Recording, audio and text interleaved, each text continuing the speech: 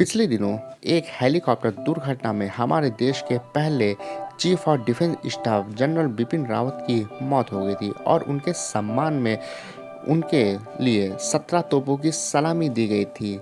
लेकिन आप लोगों ने ये चीज़ भी देखा होगा या सुना होगा कि कुछ लोगों को 21 तोपों की भी सलामी दी जाती है। तो फैक्ट बाय विकास का आज का वीडियो आप शुरू से लेकर अंत तक पूरा देखिए, जिसमें हम आपको ये बताएंगे कि किनको किनको कितने तोपों की सलामी दी जाती है। एक प्रोटोकॉल बनाया गया है जिसके अनुसार सबको तोपों की सलामी दी जाती है। तोपों की सलामी को लेकर अक्सर मन में ये सवाल उठते हैं कि आखिर ये दी ही क्यों जाती, इसके पीछे क्या वजह है, अलग अलग मौक़ों पे तोपों की संख्या अलग अलग क्यों होती है। तो आगे चलिए हम आपको यह बताते हैं। यह सम्मान देने की एक प्रक्रिया है जिसका फैसला सरकार करती है किसे राजकीय सम्मान देना है और किसे नहीं। राजनीतिक, साहित्य, कानून, विज्ञान और कला के क्षेत्र में योगदान करने वाले शख्सियतों के निधन पर राजकीय सम्मान दिया जाने लगा है। गणतंत्र दिवस, स्वतंत्रता दिवस सहित कई अन्य मौक़ों पर तोपों की सलामी दी जाती है। विशेष मौक़ों पर तोपों की सलामी देकर सम्मान दिया जाता है। वहीं भारतीय सेना की सैन्य सम्मान उन सैनिकों को दी जाती है जिन्हें शांति अथवा युद्ध काल में अपना विशेष योगदान दिया हो। राजकीय सम्मान में भी तोपों की सलामी दी जाती है। अब आपको बताते हैं राजकीय सम्मान। दिवंगत को राजकीय सम्मान अंतिम संस्कार के दौरान दिया जाता है। उस दिन को राष्ट्रीय शोक के तौर पे घोषित कर दिया जाता है। भारत के ध्वज संहिता के अनुसार राष्ट्रीय ध्वज को आधा झुका दिया जाता है। दिवंगत के पार्थिव शरीर को राष्ट्रीय ध्वज से ढक दिया जाता है और बंदूकों की सलामी दी जाती है। अब आपको बताने वाले हैं कि किसको कितनी तोपों की सलामी दी जाती है। भारत के राष्ट्रपति, सैन्य और वरिष्ठ नेताओं के अंतिम संस्कार के दौरान 21 तोपों की सलामी दी जाती है। हाई रैंकिंग सेना के अधिकारी जैसे कि नेवल ऑपरेशन के चीफ और आर्मी या एयरफोर्स के चीफ ऑफ स्टाफ को 17 तोपों की या बंदूक की सलामी दी जाती है। अंतिम संस्कार के दौरान प्रोटोकॉल का पालन किया जाता है, लेकिन वह कौन सा प्रोटोकॉल है जो यह तय करता है कि राजकीय अंतिम संस्कार किसे मिलेगा और कैसे मिलेगा।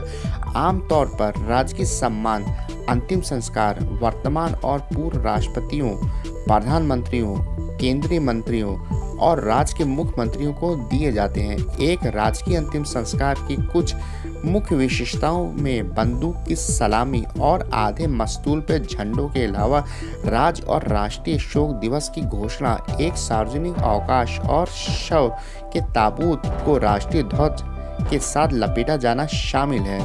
हाल ही के दिनों में नियम बदल गए हैं ताकि राज्य सरकारें यह तय कर सके कि व्यक्ति के कद, पद और देश की सेवा के आधार पर किसे राजकीय सम्मान अंतिम संस्कार दिया जा सकता है। भारत में सबसे पहली बार राजकीय सम्मान से अंतिम संस्कार की घोषणा महात्मा गांधी के लिए की गई थी। तब से लेकर अब तक यह सम्मान दिया जाने लगा है। अब बताते हैं आपको तोपों की सलामी का जो इतिहास है उसको। भारत में 21 तोपों की सलामी की परंपरा ब्रिटिश साम्राज्य से विरासत में मिली है। आज़ादी से पहले सर्वोच्च सलामी 101 तोपों की सलामी थी, जिसे शाही सलामी के रूप में भी जाना जाता था, जो केवल भारत के सम्राट यानी कि ब्रिटिश क्राउन को दी जाती थी। इसके बाद 31 तोपों की सलामी या शाही सलामी दी गई।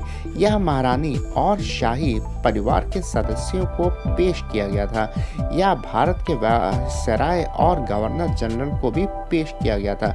21 तोपों की सलामी राज्य के प्रमुख और विदेशी संप्रभु और उनके परिवारों के सदस्यों को पेश किया गया था।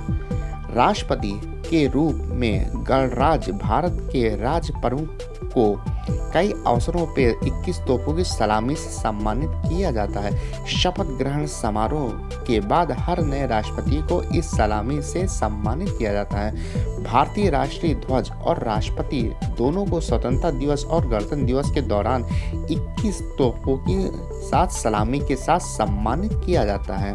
तो उम्मीद करते हैं कि आपको आज का यह वीडियो पसंद आया होगा। पसंद आया तो जरूर से हमारे इस वीडियो को लाइक और शेयर कर दीजिए। और अभी तक हमारे चैनल को सब्सक्राइब नहीं किए तो ज़रूर से सब्सक्राइब का बटन दबा के और बेल आइकॉन को भी दबा के हमारे चैनल को सब्सक्राइब अवश्य कर लीजिए। तो इंस्टाग्राम पे अभी तक आपने फॉलो नहीं किया तो लिंक नीचे डिस्क्रिप्शन में मिल जाएगा। तो अब हम हमसे मिलते हैं फिर किसी और वीडियो में, तब तक के लिए goodbye and take care.